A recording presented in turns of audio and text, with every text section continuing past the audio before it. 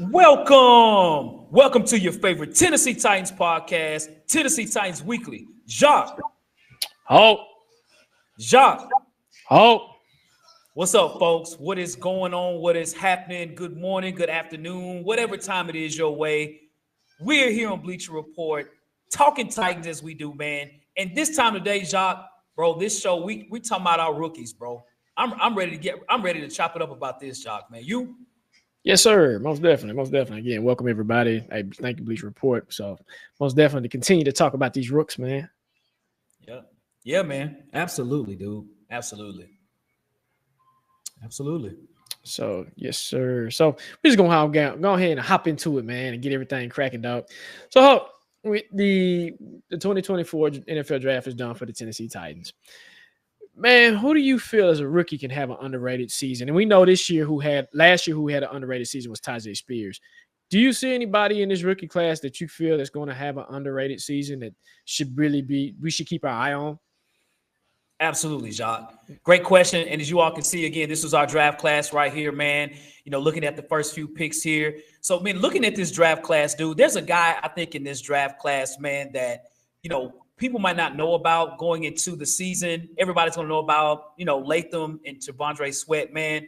But, man, I think we just drafted our starting middle linebacker, man. When you look at this guy, Cedric Gray, man, out of North Carolina, over 230 tackles, man, in the last 2 seasons, man, in North Carolina. Linebacker was a need. And, Jacques, you pointed that out early, man, in the draft. Like, man, we need a linebacker bad, right? Even in the second to third round. But we didn't have a third-round pick. But you look at a guy in Cedric Gray. We speak about underrated rookies that folks might not know about. We have Jack Gibbens, a middle linebacker, right? So when you look at Jack Gibbons, was he wasn't drafted, actually overperformed. You have Reese as well, the other linebacker who was undrafted. So you have 2 guys that he's competing with. You know what I'm saying? So when you look at that, it's like, man, that looks pretty good. Either he could, go in there and start, or he can play with, Reese and the new linebacker that we got from the Chargers. Cedric Gray is a playmaker linebacker. He tackles everything moving. He's really good in zone coverage. That's something that we have lacked over the last few years, man. Even with Al Shahir, the linebacker we had last year that led us in tackles, 5th in the league in tackles, he wasn't, say, the greatest in coverage. So this guy, Cedric Gray, can cover very well at middle linebacker and make a lot of tackles. When you look at, Murray, and this guy here, and you have Reese as well, you have a formidable linebacker group. Adding Cedric Gray, the leader of the defense for the last 3 seasons at North Carolina, he was a captain on their team as well. This guy is underrated. Not many people are talking about him. Watch out for Cedric Gray, University of North Carolina, 4th-round pick. Cedric Gray is my rookie that we need to keep our eye on. Outside of the knowns, this is the guy that can do something, man. What about you, Jacques?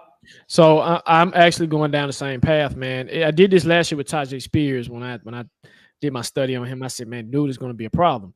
Same way with Cedric Gray, man. When you look at him, you've actually was able to get somebody in the 4th round, I believe, where usually he actually should have been drafted in the 3rd round of just with his accolades and everything. I think he was at the Senior Bowl also. The way he's good in pass coverage. And again, our linebackers have struggled in pass coverage. The last one I think was pretty decent was David Long, right? And it wasn't on a consistent basis, but still David Long was good, right? So that's the problem that we have, especially depends on what type of defense we're going to be running scheme-wise. We don't know, right? So it sounds like from what I'm looking at, it might be more of a dime type package type thing, right? He looks like a safety, in my opinion. He looks like a converted safety to linebacker. There was a safety at one point in time that bumped down the linebacker, and you can kind of interchange them. So he's a sideline. The sideline is nice. Again, the play recognition thing that they kind of knock him on, I can see that, but he'll learn it over time. But just to come in and the position that he's in, he has the opportunity to take that to the next level. And again, we got Jack Gibbons, like you said, we got Jack Gibbons and Kenneth Murray from the Chargers last year. You have a nice mix, but again, Jack Gibbons is good, but is he a green dot guy? I don't know. And I know that we make a big deal about the green dot, but still, somebody can kind of come in and just take charge in that middle spot. So that's for me, man. I mean, again, I'm not copying you, but I just feel the same way as well. Yes, sir. Yes, sir. Facts, no paper, Jacques. So speaking of rookies, man, so we speaking of a guy that's underrated. What rookie do you feel has the biggest to prove? Of all the rookies that we drafted, who of all these rookies needs to prove it the JC most? Latham. I'm gonna say JC Latham, man, because he's in that left tackle spot. He's in one of the most pivotal parts of any position on a football team is that blind side, right?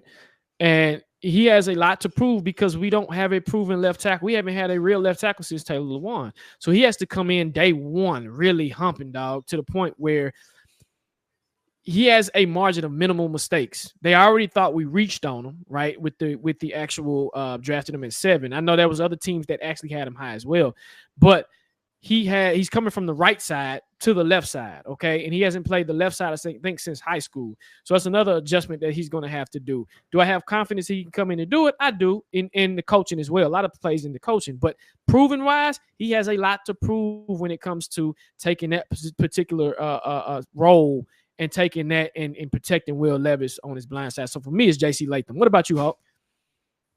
Jacques, that's a great breakdown, man. So the rookie that I feel that has the biggest to prove, in my opinion, is T'Vondre Sweat. And the reason I say that is because, from where he was picked, man, there's people picking this draft pick apart, man. Okay. He was picked 38 in the draft, picked in round 2. There's a lot of questions about his ability and not so much him being a good player, but just where he was drafted. A lot of teams had him as a third round pick. You look at some of the analysts out there, he had us as a C, even a D or an F, and really based on this draft pick here to T'Vondre Sweat. This guy here, and again, I don't think people understand, was the Outland Trophy winner as the best interior lineman in the nation. He was the defensive player of the year in his conference and first-team All-American, first-team All-Conference. So the guy's accomplished. But, with his situation, they're putting a lot of his legal situations out there. They're putting a lot out there on him as if he shouldn't have been picked at this spot. He has a lot to prove on that regardless, right? And, a lot of times in college, he was a 2-down lineman. And in the NFL, because it's a passing league, he'd be out there for 3 downs and things. So there are things in front of him that he's going to have to overcome. And I think right now, he has the biggest target on his back. Folks understood it was drafting an offensive lineman possibly in the first round. To your point, JC Latham has a target on his back too. Absolutely. He would be number 2 for me. But I think T'Vondre Sweat, really just based on where he was drafted, a lot of people didn't have him drafted this high. So I think T'Vondre Sweat is the guy that has the biggest target on his back of all these rookies. No facts, no paper. Yes, sir. Yes, sir. So, yeah, man. Let's talk about segue into JC Latham. Will JC Latham start at left tackle? Or do you think they're going to keep him at the right side? I know it's a silly question, but what do you think? Yes, JC Latham will be at left tackle. Shout out to Rand Carthon, who did an incredible job in this draft. Rand looks at it more on, man, your position is left tackle. It's not right tackle. It's tackle. Just like a receiver, just like corner, that's your position. You don't see LCB, RCB, you see CB, right? For left corner, right corner, it's no longer the case. So based on the fact that we really need a left tackle, we have no answers at left tackle. We've had 4 offensive tackles in the last 4 years. And over the last 3 years, we've been one of the worst in PFF rankings for offensive linemen. And it shows. I mean, it shows our left side has struggled. When you think of Dillard, you think of, so many guys we've had that has been awful. Just be honest, awful. And none of these guys have been signed back. So that lets you know right there, we had like 1 or 2 year deals that were not brought back. So I think JC Latham doesn't have a choice but to play left tackle. I think that's exactly where he's going to play. I think he'll make those adjustments. Again, JC Latham is very accomplished. He's the best run blocker in the draft. JC Latham is a 5-star recruit. They, came out of high school, played at IM. This guy's a baller, dude. This guy's a mauler as well, man. You can't be this big and this good, man, and not be a left tackle. JC Latham, go out there and play left tackle, man. Make those adjustments. Go, man. Hey, go do well for the Tights, man. Get yourself paid even down the road. JC Latham will be our left tackle starting this season. What about you, Jacques? Yeah, and I'm not saying the question is silly, but I know some people will be like, well, that's a silly question. Why would you ask that? No, it's a legit great question. So, yes, he will be playing primarily left tackle. Yes, left tackle. And he has the versatility. He's a versatile player because if something happens, He can play right, but his primary role is left tackle. They drafted him to be a left tackle. He's going to be a left tackle. It's not like he hasn't played the position before. He did it in high school, right? I know high school is a big difference from college and in the pros, but still, you play left tackle, you play pee-wee, you play middle school, you play high school, you still have that muscle memory, especially if that's been your primary role. I commend him for bumping to the right? That tells me that you're smart and you have versatility that, hey, you can adjust. You can, if we need you to use you in a versatile role, you have the ability to do it. I think that's one role, that one way that it played in the draft. And him was like, okay, you play left in high school and you had the smarts to come in and play right in Alabama, where I forgot his name. He was on the other side playing left tackle. I think he got drafted. Evan Neal. Yeah, Evan Neal. Yeah, he was playing on the left side, and he was dominating the right side. So just imagine what he can do on the left side. So yes, his primary position is going to be left tackle. And like you said, we haven't had a legit left tackle since Taylor Lewan went down. So we need him to come in and succeed day one. Absolutely. Absolutely. Facts, no paper. So, Jacques, we still talking about these rookies, man. And, I think right now, if T'Vondre Sweat was to ball out, I think he'd be very underrated, so to speak, because I think the target's on his back. So do you think T'Vondre Sweat was a reach at pick 38? Round 2. We got the poll question out there, by the way, too. Do you think it was a reach for us to get him at this high in the draft? So I sat on it, and I had a couple of days, about a week or two, to really just contemplate and just think on my thoughts on this particular pick. Was it a reach? And I've come to the conclusion, no, right? I wanted a receiver there. I did. But once Xavier Worthy was off the board, I was like, okay, well, you still got other good receivers out there, but they're going to be scooped up. But we have a hole. We have a hole where Tier Tart filled that hole, right? And they let him go. Pecco kind of filled in. It was just a bunch of guys rotating, right? We need somebody consistently right there to help Big Jeff out, to where Jeff can stop taking these double teams and he can start taking some of them, or one-on-one. It's hard to scheme against. When you really look at it on paper, you're like, man, these jokers are going to be hard to scheme against, like literally. And the playing 3 downs, he can do it. Let me say, I know a lot of people like, well, he can't do it. He's too overweight. Blah, blah, blah. He can do it. He'll lose some weight. They'll get him into shape. They'll get him where he needs to be. And let me say this. Once he is a 3-down lineman, the league better be on notice. The league better be on notice, because once he gets to that point, oh no. And then I look at the off the field issues. I separated that because I'm like, okay, I'm separating the football from the man himself. He made a mistake. Yes. The Titans did their homework. They went down, they sit down with his family. Rand Carthon went down there. They had conversations. They're having, and they're going to continue to have conversations just to make sure he stays in line, right? You can say the same thing about Jeffrey Simmons when he got drafted, when he had his incident, right? That was a topic as well. He should have been a top 10 pick, but his leg, and then that kind of had a knock on him as well. He fell in our lap. So it's the same thing with T'Vondre. He kind of fell in our lap, right? So if he's there, take him. He's on your board. So that's my thoughts. What about you, Hawk? So you and I are thinking the exact same way. I thought about it for a while myself to know if this was a reach. And I wouldn't say it's a reach. I think there could have been some flexibility there. Maybe if he was available, maybe 4 or 5 picks down the way to pick up an extra 3rd-round pick. I would have liked to see a 3rd-round pick in that mix. Though you can't tell the future, right? If we'd have done that, he might not have been available. But it's just say if he was available, if we traded down a few picks, got Sweat, and got a 3rd-round pick, oh, man, dude, I'd have been jumping out of my seat. But because we can't tell the future, I'm fine with T'Vondre Sweat regardless in this round anyway, right? Because after this round, I don't think he'd been available. To your point, we have major holes in the middle of our defense. We know Jeffrey Simmons, Harold Landry, and those guys perform the best when the interior is clogged up. That's when they are more free will to do what they have to do. When Tier Tart's not there, or we just have anybody in the middle, that's the times when Jeffrey Simmons gets double teamed.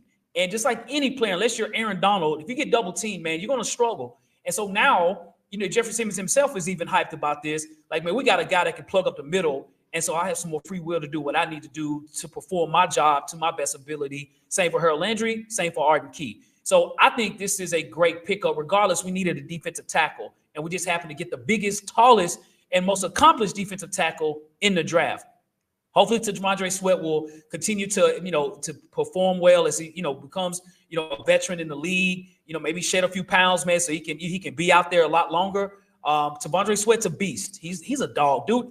One-on-one, he cannot be beat that one-on-one, man, especially on the run. He's a problem. So I really like T'Vondre Sweat here in the second round, pick 38. I'm good with it, man. I'm good with it for sure. For sure. So yeah, man. So we want to give an opportunity to those, man, in the chat as well, man. If there's any questions out there, man, hey, we'll pull those questions up on our live chop up. And over the next few minutes, Jacques, man, you and I, man, let's discuss some Titan stuff, bro. You know what I mean? So you see Rand, I don't know if you saw Rand on his last interview. He had the hat on, the chef hat. Did you see that? Yep, I did. Yeah, man. He's cooking. He hears it, bro. Yep. Nah, he's cooking. He's cooking. Now he knows. There is a bit of news that came out. The Titans are hosting Zay Jones for an official visit. Okay. And I don't know when I think it's maybe happening today or tomorrow. Right. But they're hosting him. They just got through hosting Tyler Boyd. He didn't come with the deal, but just a bit of little Titans news, just throwing it out there. That's right. Yeah. Well, that lets you know too, man. We need a receiver. Is what they're looking at. You know what I'm saying? And right now, I think Traylon Burks right now will be wide receiver 3. But man, bring in some competition and let them battle. You know what I'm saying? Because they did not pick up. Well, I'm thinking of Caleb Farley. They didn't pick up Caleb Farley's 5th-year option. Mm-hmm. And when Traylon Burks gets to his point, they probably won't pick up his either. So this is a proven year for him. And to bring in somebody else, that's alarms like, hey, bro, I got to step it up. And it should be that way. We need that. You know what I'm saying? We hadn't had a whole bunch of good receivers on this team in a while, man. So, hey, bring in some receivers, man, and let's give Will Evans an opportunity, man, to get the ball out to some playmakers, man. So, yeah, for sure, man, for sure. Yeah, man. So Jacques, what about these other rookies that we got, man? I know you've talked a lot about Brownlee. I've been hearing a lot of good things about him as well, too, man. Hey, give us a breakdown on Jarvis Brownlee, man. Man, I like Brownlee, man. Brownlee, again, he's a nice sized corner where he's very, not gonna say grabby, but he's in your hip, if that makes sense, right? Now he can get burned. I think you mentioned this too, and I've seen this on tape, where if you got a shifty receiver that can get him off the line, you got him, right? But if he jams you at the line, he got you. So with him, it's just he's lucky because he doesn't have to come in and play hero ball right away. He can come in and learn and get in. I think Ladarius Sneed, that happened to him in Kansas City because I don't think he started right away, and he was able to kind of get in there and make a name for himself and then make room for himself to kind of get on the defense. So again, I don't know if the Titans are going to run a lot of nickel. If they do, then it's a pretty solid thing where he'll get the experience, right? Where he can go out there and learn. And he's learning from one of the best corners in the league. That's why I was excited about this pick. I know a lot of people were excited, and then I know a lot of people were like, why do we do? Because he has the potential to become a Ladarius Sneed. And I think he said he tailors his game after Ladarius Sneed, so he's excited to see it. So I just like the way his play is. He's a great man-to-man corner. Zone, he can play zone too, but again, he got burnt a lot when he was at Louisville on a couple of things, but his FSU tape versus his Louisville tape, I like his Louisville tape better than I like his FSU tape. Because when he was at FSU, he was still killing it at FSU, but his Louisville tape, he looks more like a complete corner. With FSU, he was still trying to learn. So that's for me. What about you, Hawk? Yeah, man, it's facts, no paper, bro. I think, man, of the rookies outside of the first 2, and even Cedric Gray, and I think, well, he is a 5th-round pick, so I would expect each pick will have a better opportunity to play, right? Right. When you look at our defensive backfield as far as roster, I think he has an opportunity to get some playing time. Definitely can play on special teams because he is tough.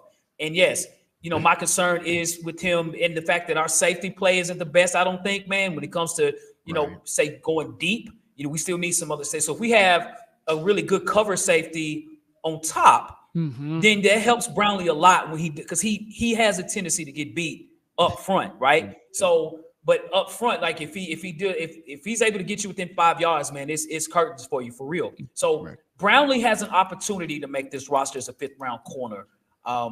Because he's tenacious, because he's tough, that spells well in the league because a lot of corners don't play like that. You look at Malcolm Butler, that's exactly how he played. He was undrafted, and he's a 2-time Super Bowl winner that had 2 max contracts in his career, right? So when you look at guys like a Malcolm Butler, he's in the league not because he's fast, not because he's a tall, big corner, just like Brownlee, very similar. They're tough. And Brownlee plays just like that. And so I don't know if he's as good as Malcolm Butler, only time will tell. Because Malcolm Butler one time with the Titans, in my opinion, was our best defensive player. And that's not saying a lot. But, no slight to Butler, but, it's just what it is. Brownlee has an opportunity to do that.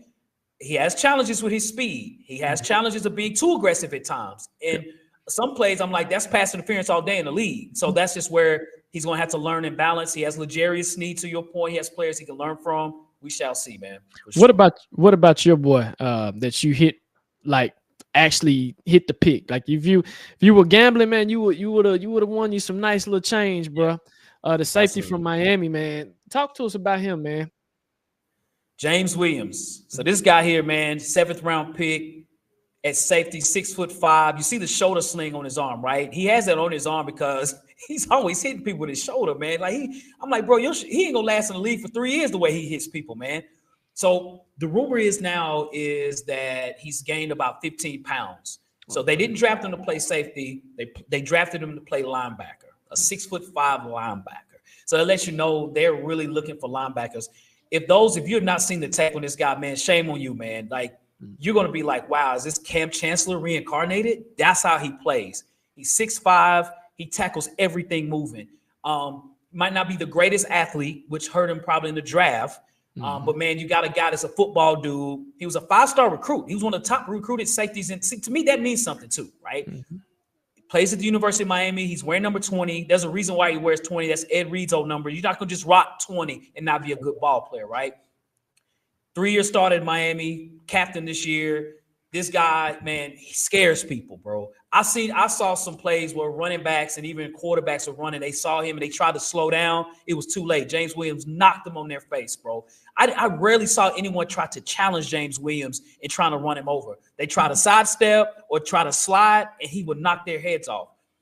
I'm going to say that James Williams might be the hardest hitting safety, maybe number 2 in the draft.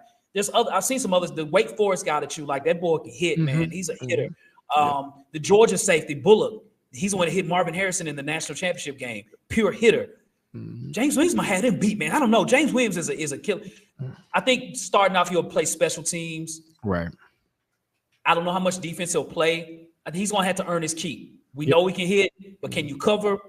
Can you make tackles? You can hit, but can you make – the league's different. Can you make angle tackles with your speed and your jumping ability? That's where I want to see where he'll be at. So I don't think much up front. I think special teams is where he's going to have to make his mark first. What about you, Jacques? I agree with that because, again, it's the first thing I see when I'm on tape, man. 6'5", I was like, who is that? And I'm like, James, man, this joker big. But he's not the most athletic guy, man. His movement when it comes to playing safety is a reason that he plays safety because of the way he moves. He's been kind of stiff a little bit, right? Not the most athletic. But like you said, when he gets his hands on you, he's going to knock your head off. And I think that's why they're moving him to linebacker for that reason right there. We already got Said who can cover. Then we're going to have James who can hit you in the mouth. That's a 1-2 combination, right? And so when I'm looking at James, I'm like, his vertical is not that. He don't have a very good vertical, bro. Because I forgot what game I was watching. He threw it, man. I was like, man, you 6'5", dude. That should have been a pick all day. I'm like, he should have grabbed it at the thing. But I'm like, man, you can't jump to save your life, man. But I get it. You're tall, you're lanky, you're athletic. I get it. But let me say this, he was 6'5" and he was able to run like a 4.3, dude would have went in the second round. Right. He would have went in the second round. It would have been ridiculous because of how tall he is. But I believe he was at the Senior Bowl too. He was at the Senior Bowl. He was. And he discussed it. They said, man, I'm willing to play linebacker. That tells me that he's a football guy. That means when I hear that, you're willing to play football. So, you're correct, Hawk. And again, big ups to you and shout out to you for doing your homework on him. And we drafted him, which is cool, man. I kind of would like to see him play a hybrid role if possible. Right? You can bump him back. I think it's that base 5 defense where you can bump the safety down and move the linebacker back. That's why I say him and Gray.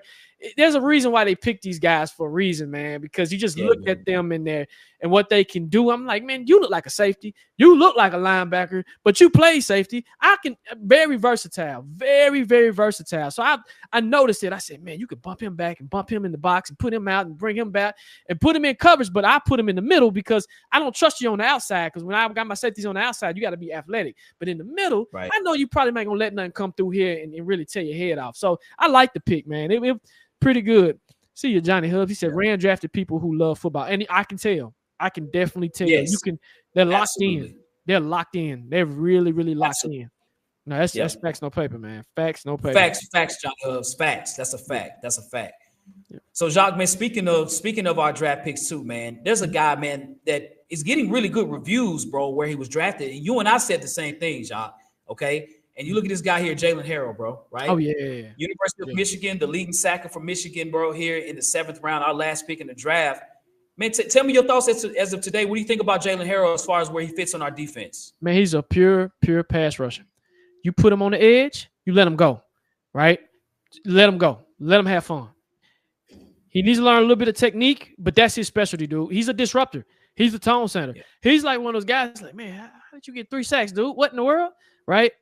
I like his height. I like his length. He's not the thickest guy. You know what I mean by if you're playing edge, you're pretty thick. He almost looks like a linebacker too. Can he cover? Not really. He's okay. But his ability to rush the passer, oh, yeah. When I was watching tape on him, I was like, dude, he is in the backfield every other play. I'm like, dude, who is this dude, man? He's killing it. So from where we got him, he's another guy that shouldn't have went that low. I don't know why he went that low, but he should have been at least in the 4th round. He's a 4th round. In my opinion, he's a 4th rounder. But maybe it's because of that particular point right there. You're just a pure pass rusher. We need you to do other things, right? We need to teach you other things. And so, and I agree, Johnny. He reminds Rashawn Weaver. Yes, he does. Rashad Weaver, he reminds me of him, minus the extra ability, because Rashad, the thing about Weaver is he's in a weird place at the weird time where he ducked back in coverage and he almost has an interception or he bats the ball down. I'm like, Weaver, why you can't consistently do this all the time? And then come to find out he's not on the field all the time. But that's a hell of a comparison, man, what you just said. That's facts, no paper. What about you, Hawk? Yo, Hawk. Yo, Hawk. I think Hawk's frozen. Yo, Hawk. Hawk. So, people, I think he's frozen. He is frozen. But, yeah, I'm going to expound on that, Johnny. You're right. He reminds me of Rashad Weaver, the way he's able to rush the passer and create disruption. Because that's even with Weaver. Weaver was able to create disruption, but he wasn't consistent with it. And I think that put him on notice, too, by drafting, what's his name? Harrell, because that puts him on notice saying, hey, we need you to be consistent going into this thing versus you're not being consistent. That was the knock I have on Weaver, is you got to be more consistent with this. So if Harrell can come in and he can be consistent with it, Weaver better watch out, man, because you might not be on his team next year. What's your thoughts, Hawk? Yeah, sorry I froze up for a second, man. The internet here disconnected for a second. So I think about Jaylen Harrell, man. This guy here, again, led Michigan in sacks last year, was second on their team in sacks the year before. That's what he does. And to your point, this is why he's a 7th round pick, because that's his special. He's a specialty defensive end, right? I know you all say he reminds you of Rashad Weaver. I think he's a little different. I'm trying to figure out who he reminds me of, man. That's just a Titans comparison. Yeah. I feel you on that. Because I think Weaver's a bit bigger than Harrell. I don't think Harrell really is that imposing of a figure. You know what I'm saying? I think he's got height and he's got speed. He has really good speed. But he, for where we drafted him in the 7th round, this was a grade A for me, and same for you, John. Like, we all graded him an A at this spot because he is a premier sacker. Like, that's what he does. He didn't have just a whole bunch of sacks, but man, he was close. And the thing that I saw was that he had 9 tackles for losses. So this guy has a knack for going around and making sacks. It's really hard. I'm really trying to compare him to a guy that's about 6'3", 6'4", maybe about 235, a defensive end. Not the biggest, but got good amount of speed. Tackles very well, but that's not pass coverage. No, it's not his special. That's something he has to learn. And it's something I think from a basic standpoint, he's athletic enough to learn those things. Just a matter, does he have it up here? If that's something he's willing to do, to say, look, I'm not just out here to rush the pass. I got to do different things too. So that remains to be seen in that regard, man, for sure, man, for Jaylen Harrell. So yeah, man. So, well, cool, man. So, yeah. So, all right. Yep. Well, hopefully, want to take us out. Yes, sir. Yes, sir. Well, listen, y'all, we appreciate everybody watching the show, man. You know, here on Bleacher Report, as always, man. BR, we in the building. For those that's watching on any other stream, as far as YouTube as well, we appreciate y'all watching as always as well. For those that have not followed us, man, you can follow us here on Bleacher Report at Lorenzo_the_Hawk. You can follow Jacques at Jacques Merrill. We're on YouTube as well at Tennessee Titans Weekly. We're on Twitter, Titans Weekly 24/7. And we're on Instagram at Tennessee Titans Weekly, man. We are out in those internet streets. Yes, sir. And again, thank you, Bleacher Report, for giving us this opportunity. Thank y'all for watching the show. And Hope, man, go ahead and take us out, dog. Yes, sir, man. Yes, sir. All right. Well, we hope you all have a great rest of your day, man. And as we continue to talk Titans all month, you know how we do, man. So to you and yours, facts. No paper.